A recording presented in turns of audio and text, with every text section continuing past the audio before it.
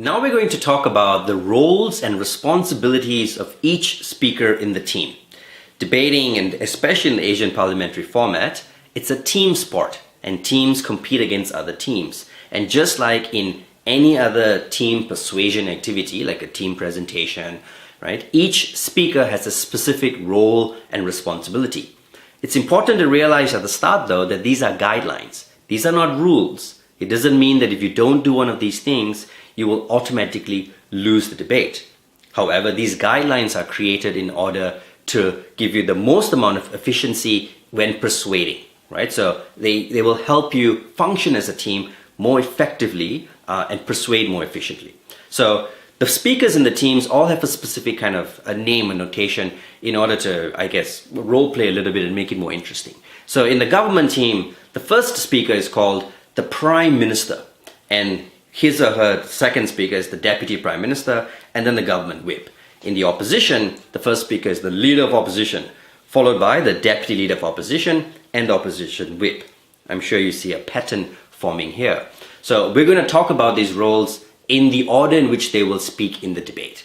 So the first speaker of government first, the Prime Minister, and then the Leader of Opposition, and then the Deputy Prime Minister, Deputy Leader of Opposition, and so on. So let's look at the Prime Minister. Now, as the first speaker of the debate, you have three essential things that you must do. Firstly, you must define and set up the debate. Secondly, you need to present your team's position and the team's case. And thirdly, you must make one or two arguments. Now, let's look at those things in turn. Defining and setting up the debate.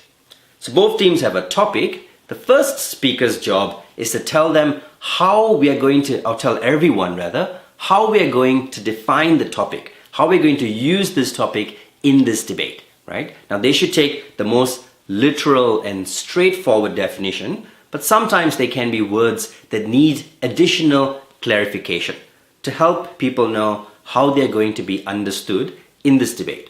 Now this does not mean you have to give the dictionary definition of every word, right? But you need to tell people how your team is going to understand and apply some of the words.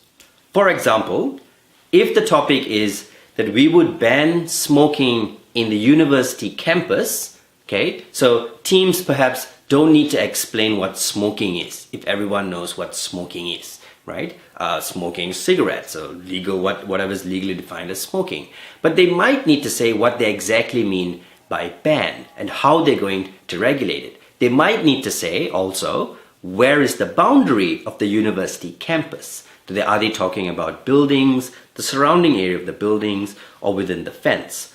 Not clarifying these issues at the start could lead to confusion, right? So you have to define the debate in a way that does not lead to confusion.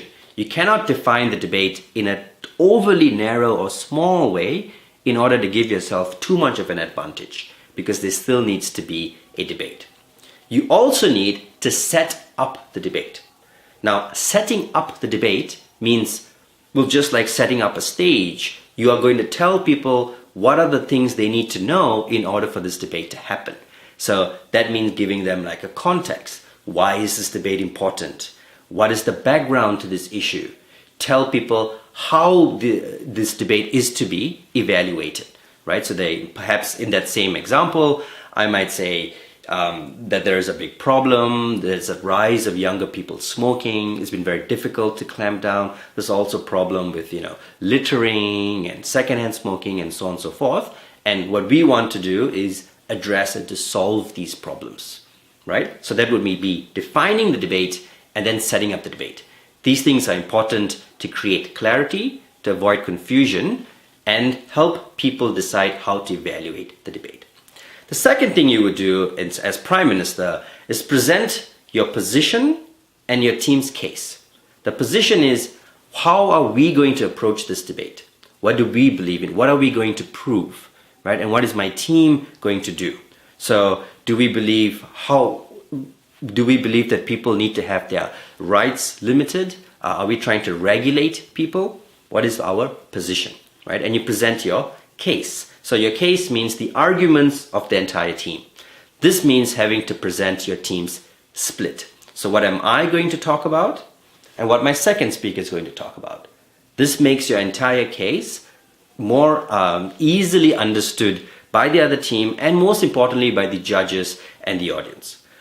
Sometimes your teams will have a policy or a plan, right? So the 3 things we're going to do this, and we're going to do that, and we're going to do this. So you're going to explain in detail how you're going to implement your solution. That also needs to come out in this part when you're presenting your position and your case. The final thing the Prime Minister will do is present arguments. So the first reason or the second reason, right? And then, you'll summarize, end up, close your speech, emphasize why it's important. Okay? So, brief recap. 3 things the Prime Minister must do. He or she must define and set up the debate. He or she must present a position, their team's position and the team's case, which could sometimes include the policy. And finally, he or she must present 1 or 2 arguments. Watch an example and see if this person does all of those things.